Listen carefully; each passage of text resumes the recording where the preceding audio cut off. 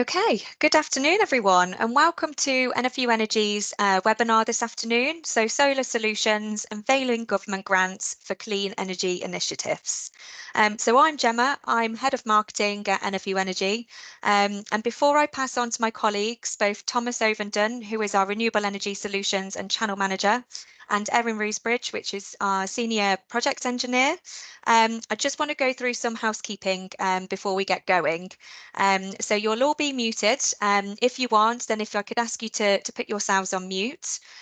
This webinar will be recorded. So for those that don't want to be shown, please turn off your cameras. And also we will be uploading this webinar to YouTube for those that weren't able to join today to watch back later on. We will be holding a Q&A session at the end of this webinar. However, if you do have any questions that you think of during the webinar, please feel free to use the Q&A chat feature in this webinar. Please feel free to put any questions into that, and we will come to your questions at the end and give you a chance to get your voice heard. So I will pass on to my colleague, Thomas. So welcome, Thomas.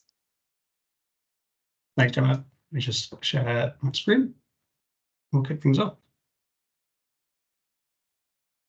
So yeah, thank you for the introduction. As mentioned, I am the Renewable Energy Solutions and Channel Manager here at NFU Energy. And I thought I'd just start with a bit of an introduction about what NFU Energy is. A lot of you have probably heard of NFU, but I thought NFU Energy could do a bit of introduction. So we are one of the UK's leading and most trusted energy consultancies. We provide a lot of sustainable energy solutions across all agricultural enterprises, and we do also delve into public and private sectors as well.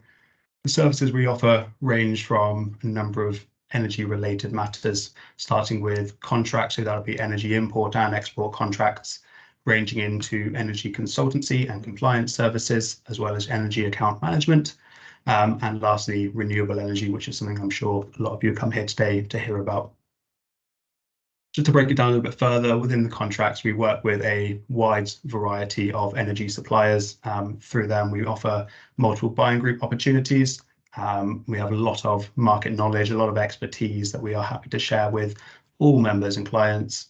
Within our energy systems and projects team, as mentioned, we run services such as energy efficiency audits, carbon accounting and feasibility studies, which my colleague Erin will discuss in more depth later. And to ensure that all of your sites are compliant, we run services to cater to ESOS, climate change levy or CCL, RHI, CHPQA, which is combined heat and power quality assurance, and also green gas support. And lastly, regarding renewables, we cater to as many technologies as we can. Core of that is often solar PV, as well as wind, heat pumps, AD plants or anaerobic digestion, and electric vehicles. We do this with the intention of either generating your own energy to offset your own energy bills, as well as the potential to export that energy back to the grid in order to diversify, make some more income. Within NFU, we also have multiple other partners and companies that we work alongside. One of the key ones to keep in mind is CT Planning. They are the planning consultancy for NFU and cater to a variety of services, whether that's planning applications, law enforcement, development, as well as establishing new farmsteads, new agricultural units.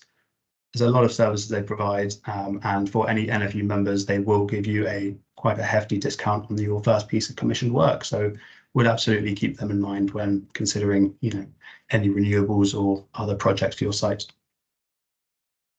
So the Renewable Energy Solutions department, what I manage, is a sort of a combination of various services that have been ran by NFU Energy for a long time. So the feasibility studies that we'll get onto later will dictate or help to dictate the size or scale or model of renewable energy that you could fit on your site.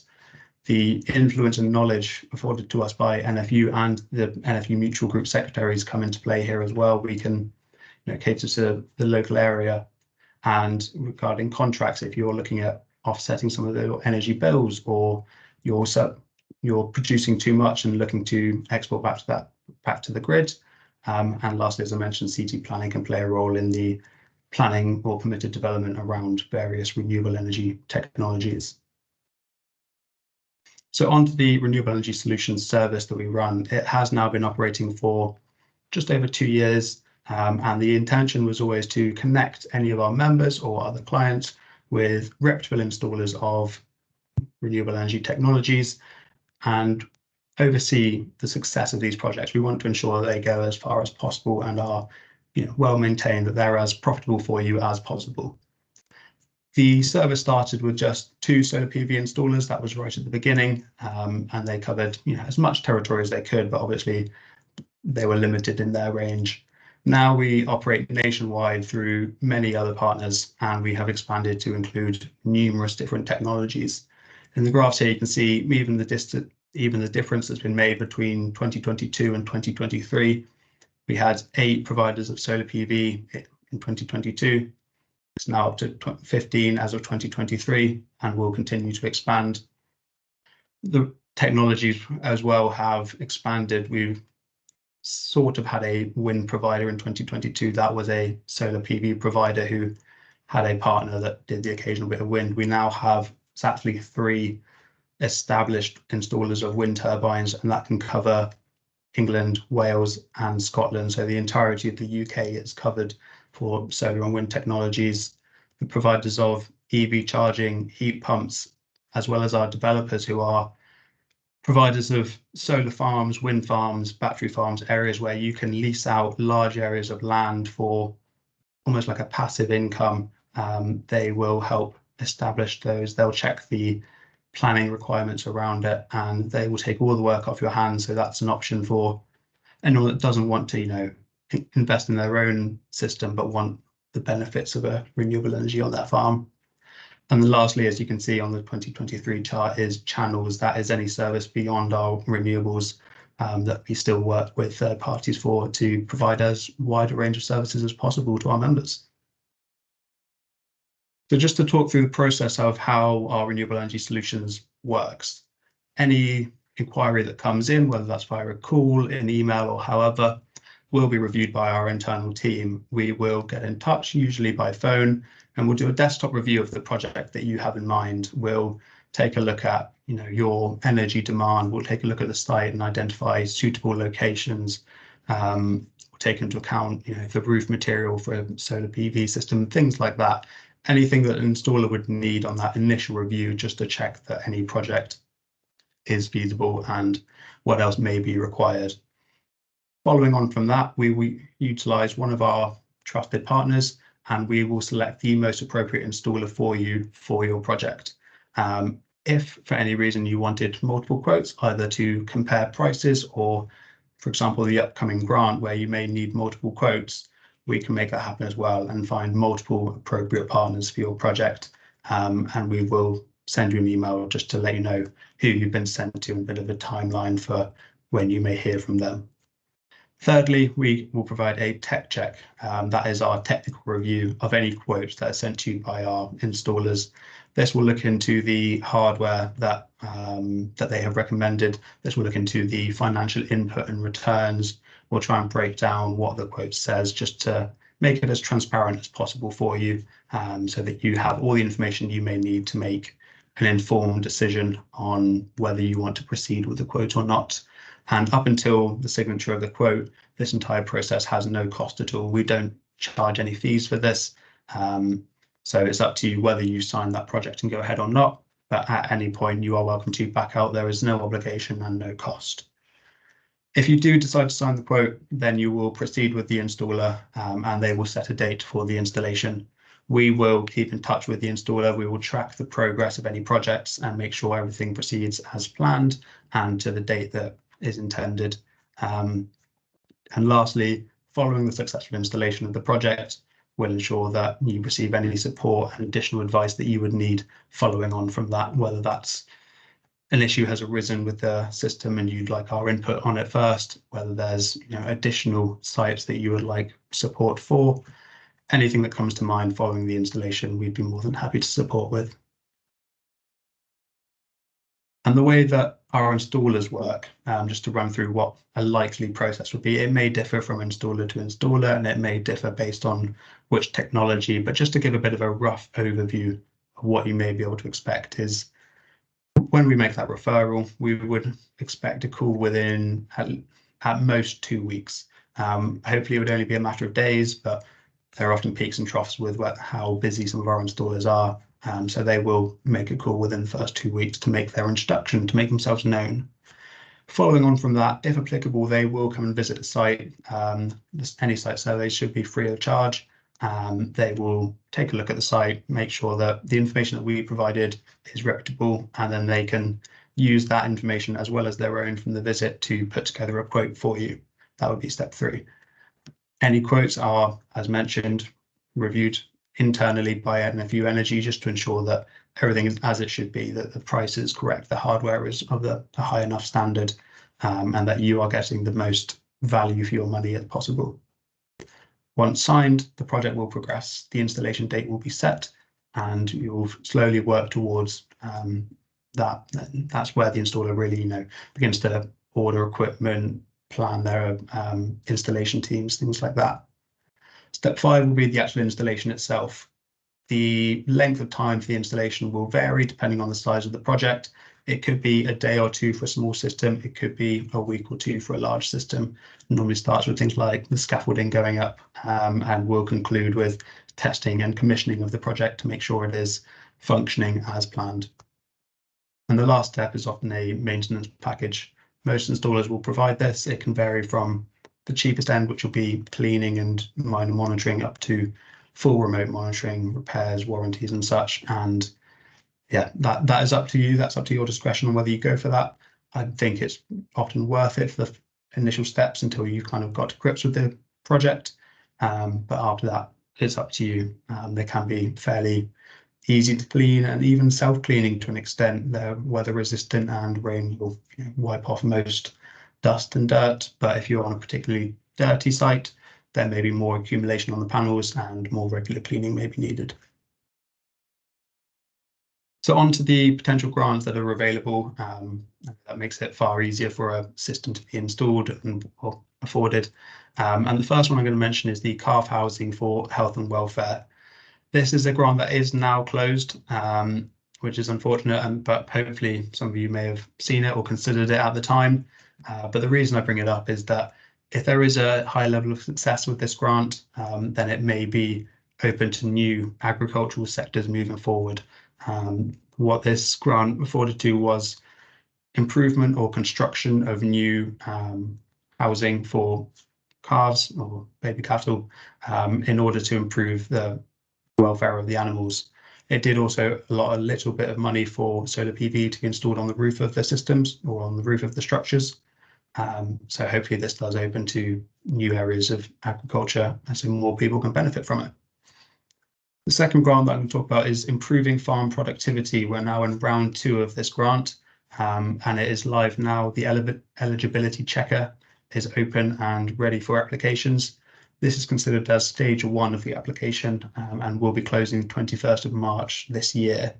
I would recommend, going for the eligibility checker if interested, because what that entails is a short, maybe 10 to 20-minute questionnaire in which you will detail the rough information around the project you have in mind, around the site, and you'll submit contact and business details to the RPA, the Rural Payments Agency, and this is to essentially test the strength of your application.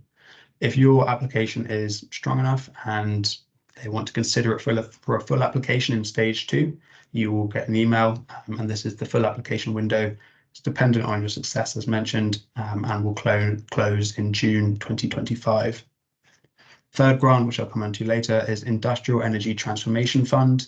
We're now in phase 3 of this, and the application window is currently open, closing 19th of April 2024. This means you still have about 2 months left for this fund to apply for it, but there will also be a second competition window opening in summer 2024 if you can't quite make this one. So just to delve into a bit more detail about the grant I mentioned, Improving Farm Productivity Grant. This is a 2-part grant. The first part focuses on robotics and automation in order to improve the efficiency of the site. This will allocate £25,000 to £500,000 to cover 50% of the project cost. The second part, the part where admittedly NFU Energy and especially the renewables team that I'm involved in are focusing their interest and energy on is the money for rooftop or floating solar PV systems. So these systems can only be allocated to rooftop or systems mounted on irrigation reservoirs. This money can be from 15 to £100,000 and will cover 25% of the project cost. This means that the minimum size cost for a system would be 60,000 up to £400,000 for the project. This does cover off all associated technologies within the system, whether that's solar panels, inverters, batteries, grid connections, and even power diverters. So any part of the project should be applicable under this grant. And it does mean that if the solar PV system alone doesn't necessarily meet that minimum £60,000 cost to receive the grant, you may be able to incorporate batteries, power diverters, or an expanded grid connection to become eligible for the grant. As mentioned, the online eligibility checker is now live. You can reach out on the government website. It is somewhat simple to complete, should take 10 to 20 minutes, and you'll need a few basic bits of information about the project, as well as contact details for yourself and for the business in order to complete this. Any details that you submit for this first stage will have to match the second stage if you are successful in going for the full application. There are a few tips that we can recommend in order to score more highly in that initial stage, the eligibility checker. We are going to release a step-by-step guide. I believe this is being sent out to everyone following the webinar. So please keep that in mind if you are looking to apply later. There are three key things that I would recommend when going for the eligibility checker, just to increase the strength and increase your likelihood of receiving this grant funding at the end of the day. When looking at the project items, batteries are listed as a potentially key technology in order to take your project from either weak or average to strong. This is just because it increases the usage on site of that energy and will stop too much energy being exported back to the grid. So worth keeping in mind that including a battery in your project will increase the strength of the application. Any projects under 100 kilowatts will also be listed as a strong application.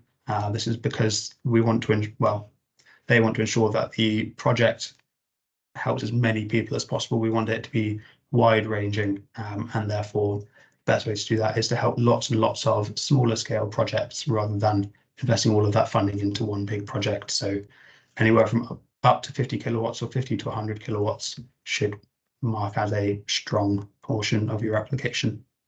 And lastly, the sector that you operate in will have a bit of a play in how strong your application becomes. Those that have received minimal grant funding previously or are facing significant labour shortages will score higher in the initial stage of the application. If your project is eligible and you score highly enough, especially following those three tips, the RPA, Rural Payments Agency, will send you a full application form and a project number, which you will need to refer to throughout the process. Full applications, and that does include planning permission in case your project needs it, must be submitted by June 2025. The other grant that we mentioned was the Industrial Energy Transformation Fund, the IETF. We are currently in phase 3, and the purpose of this fund is to support energy efficiency on the site, and this can look into decarbonisation studies or deployment projects. The funding aims to empower businesses in their pursuit of sustainable practices, and we want to utilise that to ensure that multiple sites are contributing to the nation's target of net zero. And as a consultancy, we do run both decarbonisation studies and energy efficiency projects. So it's of interest to us to utilise these services as widely as possible. The first window is currently open, and you are welcome to apply now. The second window will be opening in 2024, within summer 2024. Funding will be prioritised for the first window, so it is worth submitting your application now and only going for the second one if required. There is £185 million budgeted overall, and as mentioned, funding will be allocated first of all to the highest quality applications in this first window, and any remaining budget will be allocated to projects later in the second window. In terms of agriculture applications, this applies probably most heavily to controlled environment horticulture, but it is worth, if you have any questions about this grant, Industrial Energy Transformation Fund, or the Improving Farm Productivity Grant, then please do call in. We have teams who are happy to answer questions on either fund, and we can look at the application processes just to see how we can best help you to complete it with the intention of receiving as much funding as possible to realise your project at the end of the day.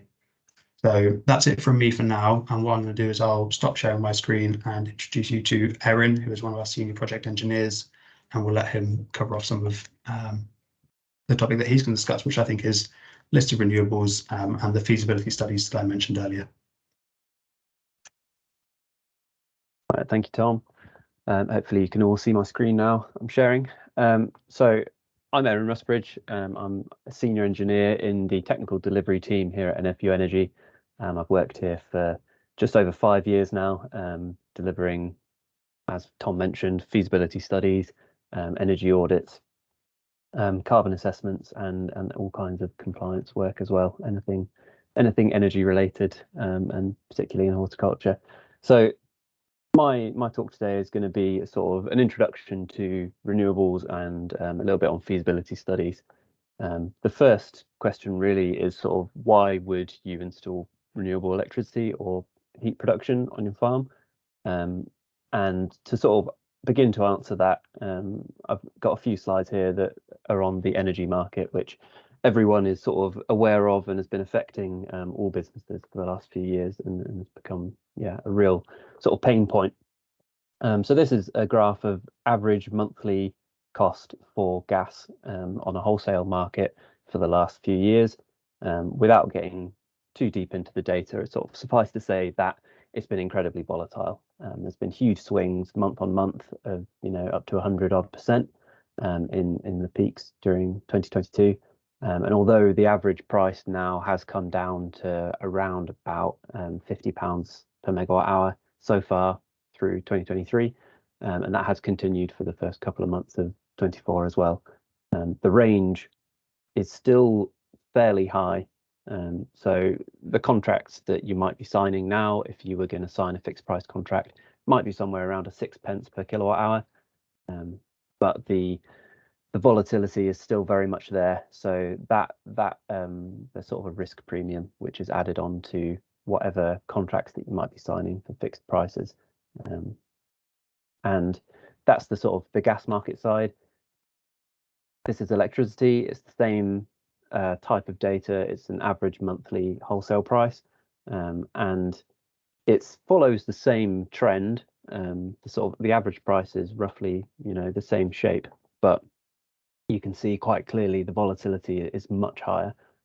So whereas gas was peaking somewhere in a few hundred pounds per megawatt hour, electricity has spiked up at over 2,500, which is incredibly high. It only happens for sort of 1/2 hour or a couple of half hours across a month, but it has occurred, and even now you can see 300-400% price swings month on month.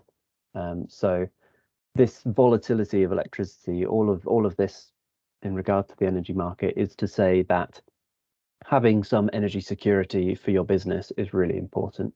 To having some self-generation, whether it's renewable or not, will help your business to sort of reduce risk and mitigate some of those energy market drivers. If you're signing electricity contracts now, it'll be somewhere around 25 pence per kilowatt hour, potentially a bit lower, but generally 25 pence is about right. And as Thomas was saying, sort of decarbonisation is a fairly big driver across all industries, and so that's why if you're going to install some self-generation, then renewables may make a lot of sense. A little bit as to why the electricity market is so much more volatile than the gas market. This is the monthly electricity grid mix in the UK. So where is the electricity coming from? This green bar at the bottom is renewables, so Predominantly that's wind, but there is also solar and other things in there as well.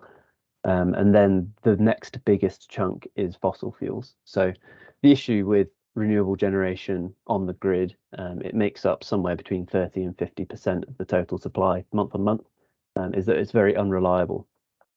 Offshore wind and onshore wind, which is the majority of our renewable generation in this country, is very unreliable. It's very peaky. Sometimes we'll get an abundant, huge amount of electricity on the grid, more than the grid can handle. And that's when the prices go very, very low on the wholesale markets. And then conversely, when there's not very much renewable generation on the grid, then we rely very heavily on fossil fuels, which, as you saw, the gas prices were quite volatile in themselves. So then when you need to make up a huge portion of your electricity grid from that natural gas, that price escalates. So, as I said, this is all to say that having your own generation is worthwhile. The key consideration, I pulled up a couple of graphs here for generation profiles for solar PV and wind, which are sort of the most common renewable electricity options. The most sort of obvious consideration to make is the time of use. So this is a half-hourly generation profile for solar PV on the left and wind on the right. Across the top is hour of the day, and down the side is the month. So it's color coded with red being the highest amount of generation and green being the lowest, with a color scale in between. And you can see that during summer, during the middle of the day, PV is fantastic. It'll very consistently or very reliably generate for that period of time, whereas wind is sort of the opposite. It's a bit more consistent throughout the year. It's getting month on month, the amount of generation that you're getting is similar, but day to day that reliability is really a problem. And this is the reason why this is so important to consider when you're thinking about renewables on your site, is because you really want to maximize the amount of electricity that you're using yourself. If you're exporting any power to the grid that's generated from a renewable asset, then you're essentially sort of wasting some money or losing some money, because if you're importing power for around about 25 pence, as I was saying earlier, you're only going to be getting paid, if you're lucky, around 12 pence per kilowatt hour for export. So already there's around about a 13 pence difference there, essentially a loss. If you could use that power on site, then you'd be saving a lot more than if you were to export it to the grid. So time of use is really essential when you're thinking about any renewable system. Apart on storage, as Thomas was mentioning earlier, batteries can supplement a system very well. They are an overnight electrical storage. They're a short-term storage. Interseasonal storage is not possible with any storage system that is currently on the market, unfortunately. So when it comes to something like PV, you can see here that during winter there's very little generation being produced from the system, and so that can be an issue if you're relying very heavily on solar PV and your site consumes energy predominantly in winter.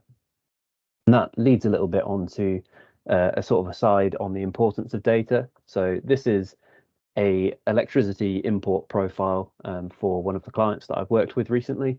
It's a monthly sum of how much electricity they import. And there's some things that you can tell about this data. If you're only reading monthly meter reads, or if you're relying on invoices from your supplier, then this is what your data would look like. And you can tell that they use more electricity in winter than they do in summer. It's a fairly consistent demand throughout the year, but that is all you can really tell from this data. And if you were going to recommend a renewable system based on this data, you would struggle. So this is the same data, and it's in the same format that I showed earlier with those generation profiles. So time of day is going along the top from midnight until 11:30, and then each day is a row in this table. So you can immediately tell a lot more about this data. You can start to see when their time of use is during the day. You can see some interesting things about their profile. You can see daylight savings time happening in March and October. You can see that whatever their electricity use that is normally happening every day stops happening at the end of December, beginning of January for the bank holidays, and again for that Easter bank holiday in April. So once you have granular data like this is half hourly, you can really start to optimize some renewable system that you might have. And it makes our jobs a lot easier to make recommendations of which system would be most suitable if we can have some good data. And sometimes ultimately, before you can do anything, before you can make any decision on whether a project is feasible or not, you need to have more data or better granularity data, whether it's sub-metering or half-hourly metering or data logging or the like. So I'll move on from that quickly, talk about some key considerations really, with a few of the different options when it comes to renewables, both electricity and heat generators. With solar PV, it's a very well-established technology. It's pretty cheap, simple to install. There's no planning permissions required for roof-mounted systems. The amount of power that you get per year is reasonable, on the lower end in general for renewable electricity systems, but still reasonable. And it's very versatile. So because of that maturity, it's sort of branched out into other areas. You can have roof-mounted systems, you can have ground-mounted systems. There's floating systems that Thomas mentioned earlier on reservoirs. You can get carports or other solar canopies. That anywhere that the sun is shining, you can put a solar PV system realistically. You do need to think about where the orientation of those panels are, whether there's any shading over, the proposed site. There's a small amount of annual maintenance that you might need to do to the panels. Really, the biggest consideration when it comes to solar PV is the grid connection, which I'm sure if any of you have tried to install a solar PV system recently, then you run into that issue. Next, we'll talk about wind. So wind power is a bit different from solar in that it's much more important where it's sited. So this graph shows the output of a wind turbine with an increase in wind speed. So most turbines will kick in around about between 2 to 5 meters a second, and then it's a cubic relationship. As the wind gets faster, the amount of power generated by the turbine increases up to around about 10 to 13 meters a second, where it plateaus, and then the turbine starts to throttle itself to reduce the output for safety reasons. And then once it gets to sort of 25-ish meters a second is when the turbine will shut itself off completely to stop itself from damaging. So the amount of wind speed that's on any given site is really important, and if you get it right, then there's huge benefits to it. I said earlier about solar PV getting somewhere between 900 to 1,000 kilowatt hours per kilowatt per year. A good wind generator will generate 3 times as much per kilowatt. So if you got a 50 kilowatt wind turbine, then if it was sited appropriately, it could have an equivalent generation to a 150 kilowatt solar PV system. Obviously, the time that generation occurs will be different, but in terms of total output, wind is much better at generating than PV. The difficulties start to come in that siting. So the local topography, any obstacles that are nearby, again, the grid connection point is it'll affect your planning permissions, which can be very difficult to obtain for wind. In September last year, there was a change to the planning policy, which makes it slightly easier to get wind generators, but not as easy as we might like. So it can still be a bit of a battle. There are ways to mitigate problems with planning. A really important part is to do with community engagement. So that could be something like knowledge sharing workshops or programs to help, schools or something in the area. It could come in the form of a sort of local PPA or a contract that you would sign to sell some of your renewably generated wind power to a community to sort of buy in that engagement, and to have fewer people that complain to the planning authority, because ultimately that's what may cause a project to fail. Of course, visual impact is an issue as well.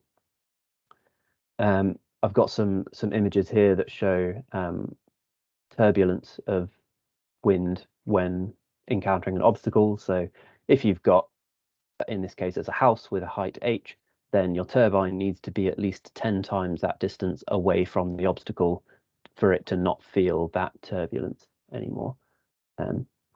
So sighting it can be a real issue. There's also, it needs to be outside of radio communications systems. It needs to be outside of any site buffers, any protected areas, triple SIs, that kind of thing, and any aeroplane communications as well. So that can be kill a project right out before worrying about the community engagement part. But as long as you've got an appropriate site, wind power is definitely worth looking into. That's the last one that I'll talk about on electricity generation. I'll move on to heat. The way that we think about heat is slightly different than electricity. It's a bit more useful when thinking about a heat generator to have a comparison case. I generally talk about gas boilers because they, like I said before, they're the most mature technology really that we have.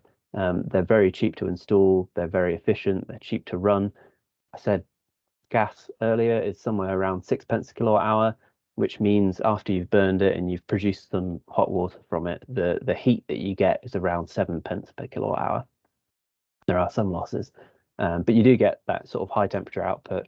It's going to integrate into almost any heating system which you've already got on site, if you don't already have a gas boiler. And compared to some other fossil fuel generators, they are fairly low in terms of their carbon emissions. So they're a useful thing to use as a comparison case. And really, any renewable system, to justify it being installed on a site, it needs to compete with a gas boiler. That's what I mean by a comparison case.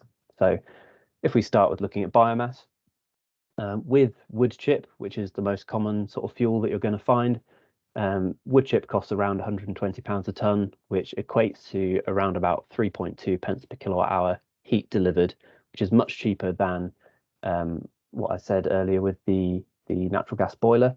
The biggest issue that you'll run into with biomass is the fuel cost, the availability, and just the size of it. So the costs are very volatile. Again, I spoke about gas and electricity being volatile, wood chip as well. It peaked last year somewhere over £500 a tonne. It has dropped as low as £60 a tonne. But the real issue is the availability. So you're competing with installations which have RHI accreditation, renewable heat incentive, which means if you don't have an accreditation, which new installations don't, then you may run into issues with just sourcing your fuel. And then once you do source it, it's not a very energy dense fuel, which means it takes up a lot of space. So having a fuel store which is dry enough to keep the fuel useful can be quite difficult. They're also more expensive to install, capital cost. You can get second-hand boilers that are RHI accredited, and we do the services needed to make amendments to your RHI accreditation for all of that to go through, and they are a much more sustainable fuel. In terms of heat pumps, they run on electricity, which means it's the only heating option that I'll speak about, which has potential to be carbon neutral if it's paired with a renewable electricity generator. And again, with electricity costing somewhere around 25p a kilowatt hour, gas costing around 6p per kilowatt hour, then the COP, which is a measure of how much heat a heat pump will generate per unit of electricity that it consumes, has to be greater than 3.5, which is difficult because that's going to rule out certain types of heat pumps. In practice, it needs to be even better than this because the capital cost of a heat pump is much higher than any boiler. So it needs to be much higher. It needs to run cheaper in order to justify installing it in the first place. As I say, they're very expensive. So per heat delivered, depending on what type of source you're getting. So if you get it from the air, then that COP is going to be quite low. 3 to 3.5 is really the limit for air source heat pumps. Whereas a ground source or a water source heat pump can get up to sort of maybe 4.5 of COP. So if you're paying 25 pence a kilowatt hour for electricity, then it's going to be somewhere between 5 and 8.5 pence kilowatt hour of heat delivered. Again, they're not incentivized any longer since the closure of the RHI. But really a key thing to focus on with heat pumps is the temperature that they produce. So whereas a boiler is going to be, 70 to 90 degree flow temperature, a heat pump will max out somewhere around 50 degrees, perhaps less. If you try and get more heat out of it, then the COP will drop, which means it's more expensive and doesn't become a very sensible investment at that point. So you may not be able to put a heat pump directly into whatever heating infrastructure you've already got, and you might need to restructure your heat delivery. I'll very quickly mention AD. It's essentially just decomposing organic material in the lack of oxygen.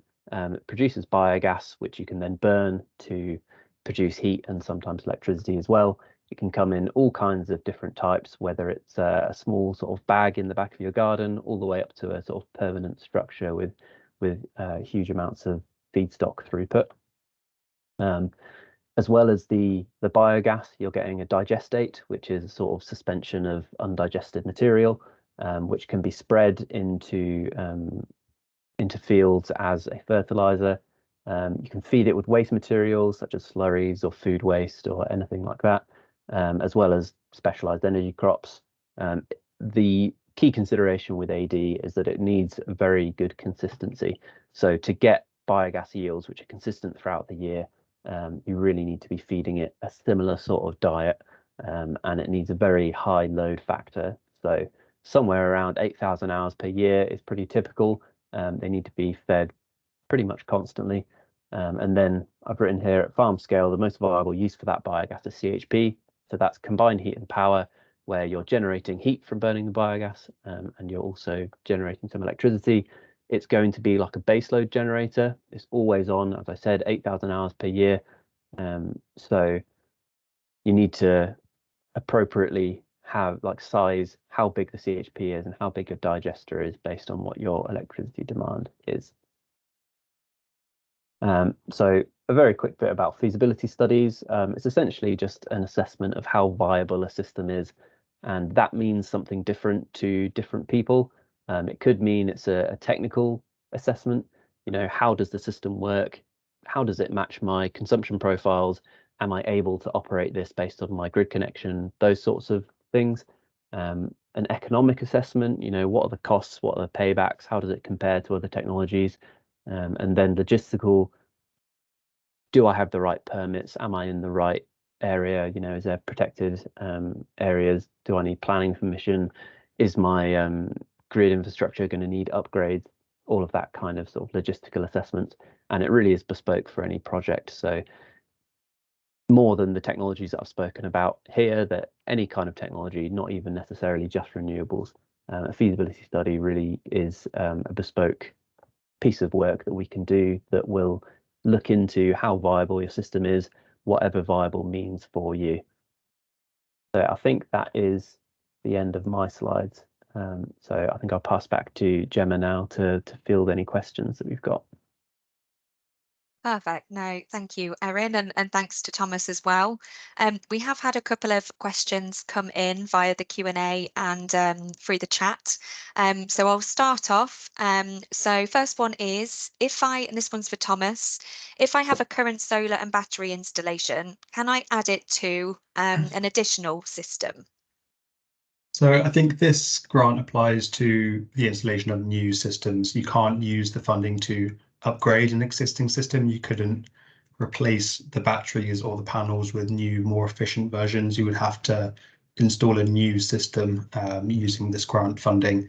I think that does apply to, yeah, so if you installed a separate system as an entirely new thing, that would be absolutely eligible for the funding, but you couldn't upgrade the existing hardware or system. So yeah, definitely still applicable there. Perfect, thanks, Tom. And sticking with yourself, is it better to apply for a reservoir grant, including floating solar panels, or apply for a grant for the panels as a standalone application? I think if you have the option of going for the floating solar panel system, then absolutely you would then be eligible, I think, for a potentially greater portion of the funding, because you would have to incorporate the mounting system for, and the floats themselves. And therefore, you could be portioned a larger share of the funding.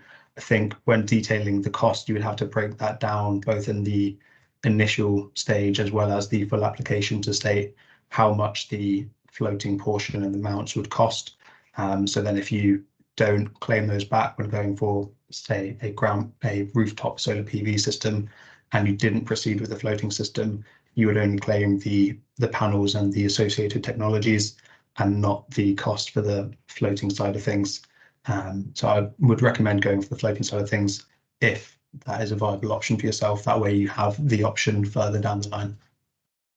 No, that's great. You can make subtle changes between stage 1 and stage 2. They just can't be drastic. So if the cost has changed from stage 1 to stage 2, minor costs, or you're making a slight difference, then that should still be fine when progressing from one to the other. No, thank you, Tom. And if anyone does have any questions, please feel free to be putting them into the Q&A section of this webinar, just along the top or in the chat area. So another question for yourself, Tom. So what are the details required for stage 1 of the application for improving farm productivity grant? Yeah, so for stage 1, I think you need to list the, well, if it's just for the solar PV side of things, you need to list the project items that you would be including. So for a kind of generic system, it would likely be the panels themselves, the inverters, and likely a battery. But depending on the project you have in mind, it might be the diverters or such. You'll need to give a rough cost for the entire system, excluding VAT. So as we discussed previously, that would need to be a minimum of £60,000 to be eligible for the minimum 15 grand funding, up to, I think, 100 grand. So that as well, you would need to provide details for the site itself, the business, and contact details in order for the RPA to get in touch with yourself. There will need to be details on the sector that you work in, whether that's dairy, pig, poultry, horticulture, etc. And then a few details about whether you're going for a roof-mounted system, a floating system, whether you have planning permission in place, or whether you likely will need it by the time that the application is in. A number of questions like that. I think in total there's around 15 questions to answer. So hopefully we'll take about that many minutes to complete the first section. Thank you, Thomas. Sure. So another question has come in, and this might be for Erin. So am I correct in thinking that there is now no payment now for any exported electricity, and like a current system which receives a FIT payment? Definitely not. So there needs to be a contract in place, but there's something called the Smart Export Guarantee, the SEG, which is available for anyone that's exporting renewable generated power. And those rates do differ between suppliers, but again, somewhere between 8p a kilowatt hour up to the best ones that I've seen around about 12p a kilowatt hour on the Smart Export Guarantee. So electricity export, if you use the SEG, is around about those rates. You can negotiate other export agreements and PPAs and such. But that's much more of a sort of active negotiation rather than just sort of applying for a standard PPA. No, thanks, Erin. And I don't believe there's any more questions. So as Thomas mentioned, oh, we have, sorry, yes, we have just had one come in. Okay, so first one. So tax deductible aspects of large PV system. Is that possible, Thomas? And then I'll move on to the second question. Yeah, of course. That one I'd be slightly hesitant to answer. It might be best directed towards sort of the NFU legal team, just to be on the safe side of things. I wouldn't want to give any legal advice that then can be misconstrued. So for that one, I think maybe reach out to NFU call first and ask to be directed to their legal team just to get the most sort of accurate advice possible. It's not something I'd want to handle in a poor fashion, really. So sorry about that. That's I think best left to the experts. No, thank you, Thomas. And yeah, the second question, so grid connection is key. How do we apply for G99? Yeah. Yeah, so in terms of G99 application, those are often done by the installer themselves. That will be part of their process. We can do budget grid applications in-house for a small fee, but when looking at a solar PV system, it is probably best to utilize the installer's experience there. They'll have done those for every system that they've fitted. So yeah, that's bread and butter to them. The installer should, any of our installers as well that we're partnered with, they take that one as part of the service, so they can handle that portion of the process. Thanks, Thomas.